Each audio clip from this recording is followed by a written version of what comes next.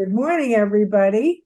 I'm intuitive numerologist Sue Coffin, and I'm here with our go-to astrologer, Dorothy Morgan.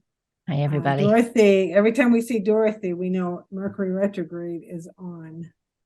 It's on the way. For our back doorstep. So welcome. Always good to see you, my friend. Always good to see you too. That's wonderful. Yeah, I love having these conversations. I love having somebody to talk to as a Gemini, fellow Gemini. Yeah. I usually talk to this little light on my computer all by myself.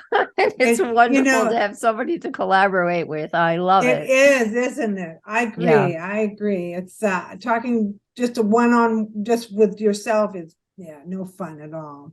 Yeah, but I do it. Yes, you do. I follow you. Yes, you do. And you do it very well. Thank you. Very well. All right. So we, for numerology, we're in a 7 universal year. That slows things down. That wants us to look beneath the surface. There we are going to be finding out some things at the end of this year, I think are going to become. But this month for numerology is an 11-2. So something unexpected can come forward. And I suspect that's going to happen at the end of this month. It could go into in May, the last week, the first week of May. So the last week of April. So we're in April 2023, in case somebody's seeing this some other year. Oh, there you go. Thank you. Thank you. Okay. Yes, to May 2023. I think something's going to come forward.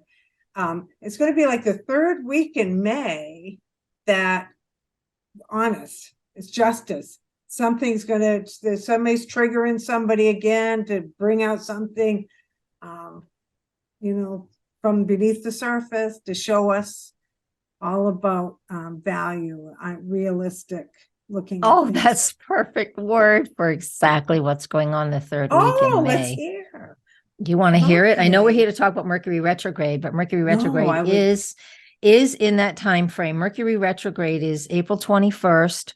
2023 to May 14th, 2023. So it's that 3 weeks. So in mid-May, the third, approximately, I know the 14th is the second week, but that just as Mercury goes direct right around May 14th, it's very late at the end of the night. So it could be the 15th where you live, but it's in the middle of the night.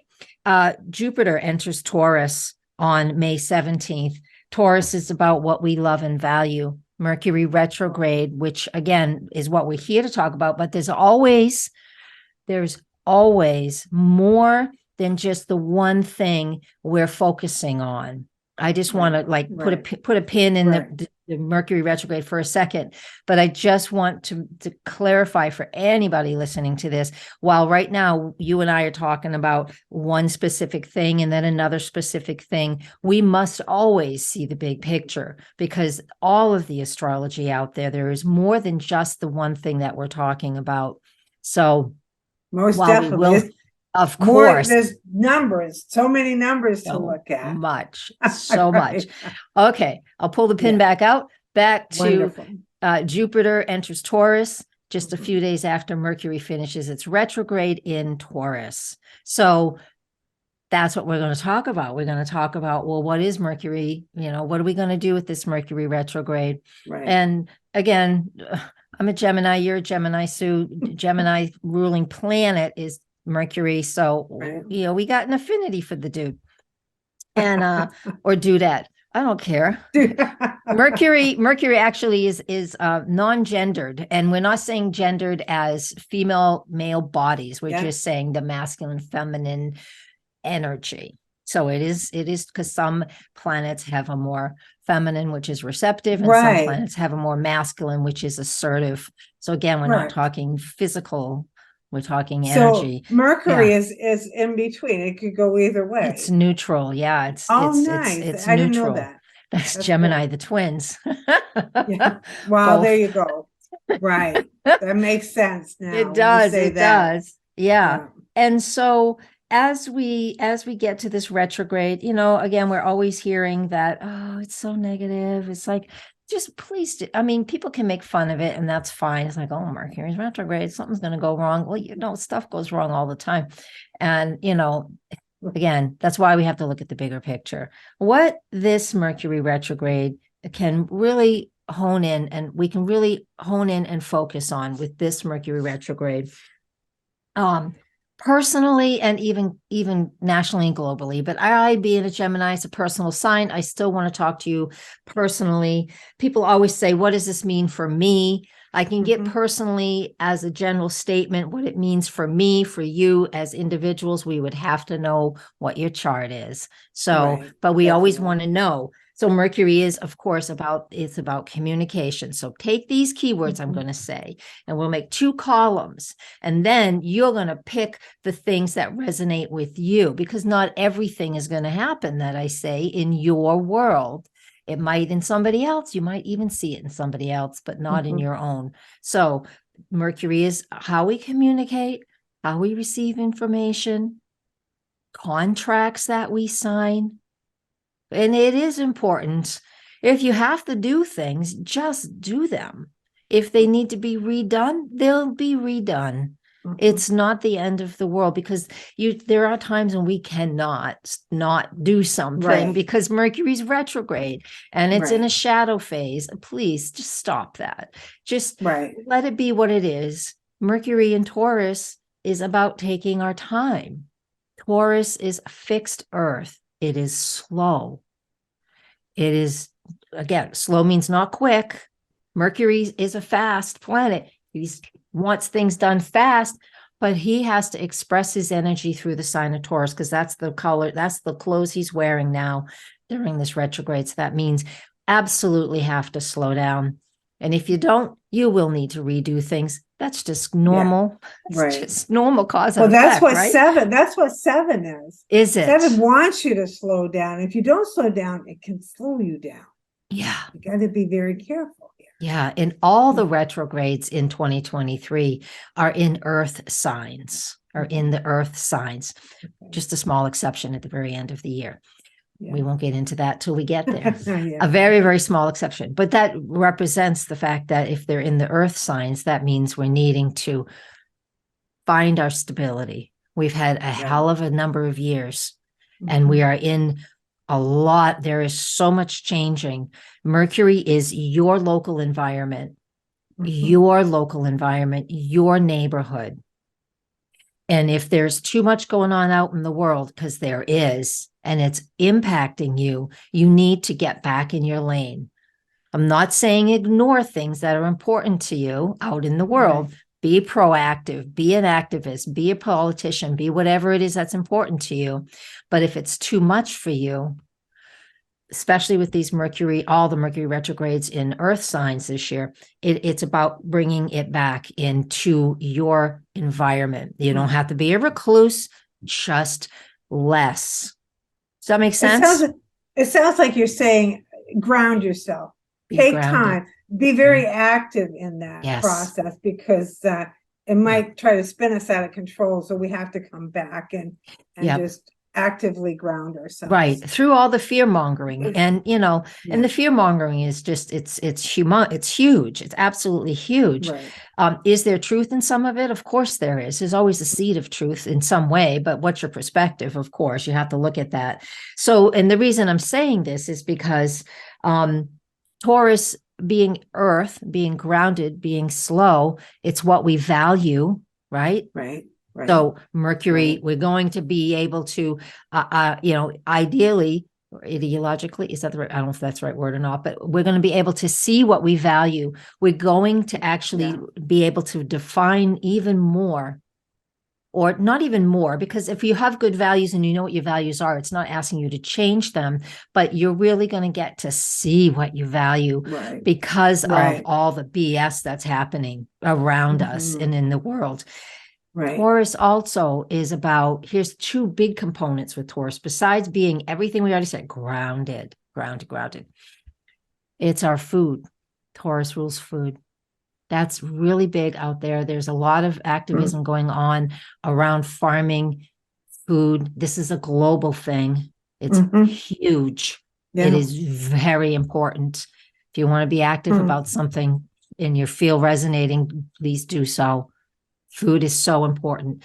But if that's not your gig, I'm not a big activist. I'll tell you what to do. And if you want to, if you choose to do it, you go do it. I'm going to talk about your personal things. If you have the place, get those organic, those hybrid seeds, the natural seeds, and make your own garden. Support your local farmer. Mercury, local environment. Again, it's not just communicating. Mercury is your neighborhood. It's your cousins. It's the people you grew up with. It's your neighborhood that you live in, the society, your local environment, your town hall, your town legislators. It's all of those things. So back to the food piece, support your local farmers. Really hone in on that. Really make sure the local farmers market in my town is not doing it anymore because there wasn't enough interest. I'm like, oh my God. Oh, wow. I was like, oh shit. I only moved here last year. I swore. Sorry, guys. I only moved here. I've only been here 1 year. And I was like, I really liked it. There wasn't a lot to offer, but that's why. And so I'll find somebody, I'll find a local farmer and just see if I can get one of those boxes. But the point is like I know it sounds really mundane, but it is. This is what we do during transits like this. And with Jupiter entering Taurus, just as Mercury is finishing its retrograde, this is important. This is important because Jupiter is going to really show us where our food insecurities are. So what does Jupiter represent? Represents expansion of what it brings us the truth. It brings us knowledge. It expands everything. It's just like blowing up a balloon. Here's that balloon of our food. Yep. See what we got. See what we don't have. See the problems that we have. And this isn't gardens. This is farmers. I mean, this is farmers. Livestock. This is all anything food. Wow, that's interesting. All food. This is the big thing. I was looking at this before we started, and I really hadn't got in my head yet about the Jupiter and Taurus because I haven't really I know what it means just analytically, but I hadn't really hadn't really sat with it until I was prepping for today, and I was like, oh, yeah, that's interesting. Food. I don't want to scare people, but trust your instincts when it comes to how you're preparing, what you're purchasing, your supply line, who's around you. It could be even inflation, right? And then it's money. You're right, Sue. Yeah. Taurus is what we value. And one of those things is money. So that's the other sector of this. Because I was getting to that. You got me. I'm sorry. Good for you. No, you're perfectly fine. You know better. You're okay to speak up. That's what we do. So it's like now we're also wanted to, besides paying attention to our food and doing it from a place of, I want to be prepared. And I'm not saying there's shortages. I'm not saying any of that. I just think that we really need to make sure we know where our food is coming from, especially locally, and how we're processing that. Yeah. And then to the Taurus also rules our finances and our money. And it's also banks. We already had some bank stuff a few weeks back. Yeah. More may come. It's federal money. Right. Mm-hmm. So we can, there's always an issue around our government, like making a budget and bouncing it up. God, I wish I could do that. Yeah, I know. Damn. I know. Right. Right. I got a ceiling that's like right there. It's like, oh, I just want to spend more. Can I move that? Just give me more money. I don't know. I'm being sarcastic, but not. You're right. I hear you. I'm walking a fine line of being political. Sorry. Lenders, borrowers, the money we bring in, the money we have invested, that is something that is important. We are in inflation. Can it keep going? Statistically and historically, it should probably have peaked by now, but we can never tell until we're about, 6 months to a year out from what I understand as an absolute amateur at understanding that stuff. But so who knows if we're out of it yet, but Jupiter in Taurus will absolutely, it will spend a year in that sign. Oh, and wow. Yeah, it always does. It spends 1 year in every sign. Right now it's in Aries, and right now it's kicking some butt. But another story. You can get that on my YouTube channel. There you go. Or in my Patreon. I have a Patreon. It's just a little plug. And on we go. Yeah. Right. And so I talk about those things there. But the Jupiter in Taurus, Mercury retrograde in Taurus. Taurus is again the money and our finances. Right. So you're going to want to pay attention to that too. Maybe it's just important for you to pay some debt down. Right. There you go. That would be, because that's freedom. Yeah. When you do that, that's freedom. It really is. Talk to me about the last week in May. I see the last week in May where there can be some big money issues during that time. Let me go to the astrology. Banks that have issues. I know that there's a lot of countries that are starting to say they're not going to use the dollar anymore. So I've heard that too. Oh my God. We got a lot of things going on financially. And then next year for numerology next year, it's all about finances, and it's the karmic debt. Oh my gosh. Yeah. Because in Mercury, and Jupiter's not even in Taurus yet. So that is, so the last week of May, we are eclipse seasons too. So it doesn't necessarily, the eclipses we have April 20th is at 29 Aries, and then May 5th, sometimes it's a different date, but depending on where you live, May 5th, it's, oh my gosh, I forgot what degree. Yeah, it's in Scorpio. It's at 14 degrees of Scorpio. So the sun is in Taurus, the moon's in Scorpio, and that's finances. So that's one of the things. And I know that's May 5th, not the end of May, but again, Jupiter is just so first off, that eclipse May 5th in the Taurus Scorpio opposition is financial. It's financial, and again, it's food and finances. It's two separate categories, but are obviously together. Yeah. We have money to buy food, and big farms are blah. Anyways, corporate now. Taurus is the finances, and Scorpio represents, the money we owe or big corporations. It's money that is just that really the deep stuff, this stuff that, it's banking, and it's interest, and it's money you make from estates, and it's just the deeper Scorpio. Right. It's the stuff beneath the surface. Yeah. Which is what 7 is. It's the stuff that's underneath there that everybody says is there, but is it really there? We don't know. It is there. Yeah, it is there. It is there. It's that control, the financial control. And that's interesting too, that you say that, Sue, because I am, I'm not a numerologist as you are. And to me, 7 was always about, taking the spiritual journey in. I don't know about the darker side. I think it's just the fluffy, I'm just going to ohm my way out of this. And it's just not true. No, it's about self-reflection, total about self-reflection. Which is what we're doing this year. We're looking at things on a much deeper level. We're looking at it analytically. 7 is also an analytical number, but it also is spiritual. So anybody who carries a lot of 7 energy usually overanalyzes their intuition. So it's really important that we connect to our intuitive side and trust it this year. Very important. Right. Oh, yeah. Well, Neptune's been in Pisces for a long time, and he's at the very end of Pisces. He's still going to be a few more years before he leaves that sign. Right now, I'm not getting a big hit on the very, very end of May, but everything leading up to that is so important. I could probably find something later when I'm not just looking for it. And I put you on the spot. May, that's right.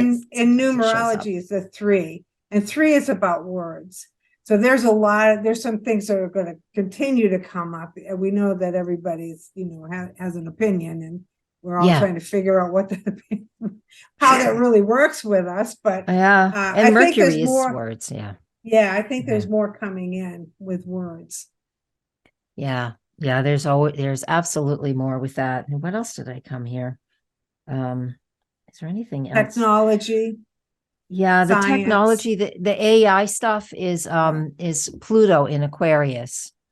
Yeah. That's a whole nother story. So Pluto is in the sign of Aquarius right now. Yeah, let me get my dates for that. Yeah, he's in there until he entered March 23rd and is in there until June 11th. Now, this is just an absolute, like, just I'm barely I just scratched the surface. Yeah. That's it.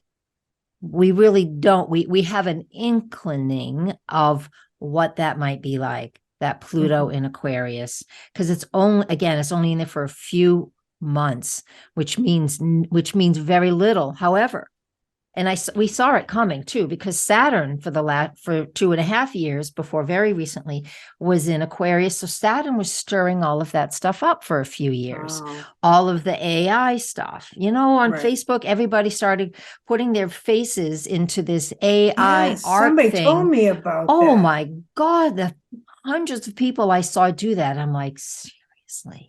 Wow. That's bad. Anyways, and now Chat GPT or something, it's just, kids are using it in school to write their reports. They're cheating. They're not learning. I mean, not everybody, of course. People are using it just to create this, that, and the other thing. I dipped my toe in and I started looking at it and I had to tell it stuff. I'm like, no, that's not right. What the hell are you talking? So it's learning. So all these people testing it. So I immediately contributed to it astrologically. But the point is that is what that shows up as. That's Pluto in Aquarius. We're only just getting the very tip of the absolute just tip of the iceberg when it comes to technology.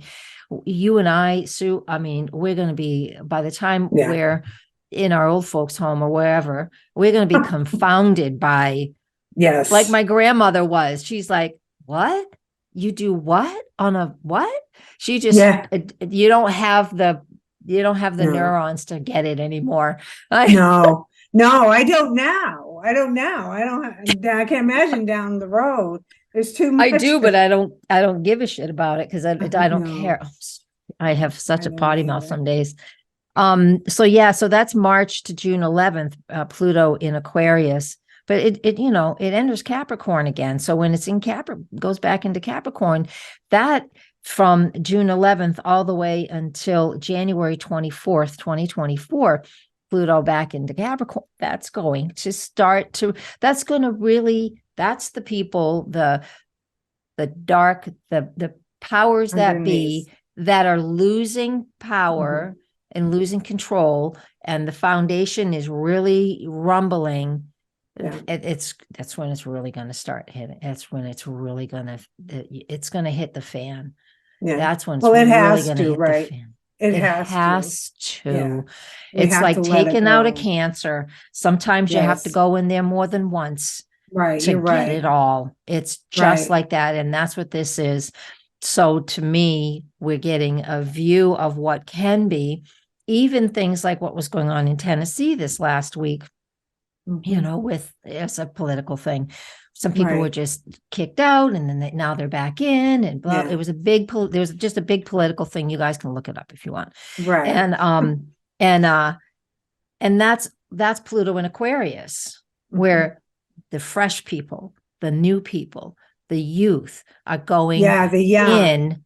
The young people, the educated people, they're educated and they're young, and it's exactly what it should be. They're coming in, and they're both African-American young men with incredible degrees, and they're coming in Tennessee and making a difference. But they're getting a lot of pushback. That's what we need. That's Pluto in Aquarius. Pluto is such a slow transformative thing. Nothing compared to Mercury. Mercury is, again, bring it back to here, back to now. This is how I like to tie things up, if I will. Bringing things back to here, back to now, back to your neighborhood. You can look at what's going on out in the world, and you can be an activist and a fighter for what's important for you, but bring it back to now, bring it back to your own lane, bring it back to your family, to the people you love, to your community, and work there more than anywhere. That's how we'll get through the next few years that are incredibly tumultuous. And it also might mean, because even with everything so politically divided, even families are having trouble now, which is sad. So this Mercury might allow us to be able to use our words a little bit better, to be able to try to pull ourselves back. Bring we it can, back we can to, all agree to disagree. There's nothing wrong Yeah. with that. That's how we all learn, right? Is Yeah. by listening and talking and taking it home and thinking about it. So yeah. maybe that will be part of that. I do. Yeah. And I remember days, my gosh, 15 or 20 years ago when I was part of business groups. And we were all just learning how to market our business, our self-employed businesses. And then when we were done the business chat, we'd go to a restaurant and sit down and have a big meal, like big long table. And I remember standing up when I'm not, I mean, I'm pretty assertive in these types of situations, but when it comes to group, I'm never the leader, but I happened to be sitting at the head of that table that one time by accident, and spouses were there and people were starting to across the table argue about something political. I stood up and I said, we have always agreed, no politics and no religion. And they're like, oh yeah, that's right. Ended right there. I was like, I remember that like it was yesterday. And it used to be that way. And that could be like Mercury in this time period, right? During Absolutely. these weeks, we can use that. Yeah. And getting back to home values, because Taurus, there you go. If you know a Taurus or a person that, if you know enough about astrology that has strong Taurus planets, the sun, moon, Mercury, Venus, rising sign, any of those, they're going to be somebody who is really steeped in tradition, because Taurus doesn't like things changing. And Mercury wants things to change, but Mercury has to work its magic through Taurus's rules. That's when a planet's in a sign. That's how it works. And so we have, it's not that we're needing to break any tradition, but we can fall back on tradition. So something like what I just said, no politics or religion at the table, please. Right. Right. Or ever like again. Revisit, right? Revisit. And allow it to be. Exactly. Yeah. Because I always say when Mercury's around, if you use the suffix, you're going to do very well. Perfect. Revisit, relearn, retalk. Boy, do we learn lessons sometimes when that happens, when we're not. And you know what? The ultimate authority of your life is you. Not definitely. Not your numerology, not my astrology. It's you. Right. And even if everybody says, oh, this is a great time to blah, blah, blah. If it don't feel right for you, you don't do it. If it feels right and everybody's saying don't, well, maybe not everybody, but you know what I'm saying? Get that, know your guidance. Right. And Number 7, right? Yeah, definitely. It's all about self-reflection, going inward, finding out who you are, where you've been in the past, the future, where you are right now. Look at it, feel it, talk to it, let it be. Perfect. It's okay to be who you are. And I think that's huge in our the way the world is going right now. We are trying to all figure that out. Right. Exactly. The energy is supporting that. We are living in interesting times. Geez, Louise. It's always a pleasure to talk with you. Thank you so much for sharing your knowledge with us. I love it. All right. You take care. Thank you. Bye-bye. Thank you, everybody.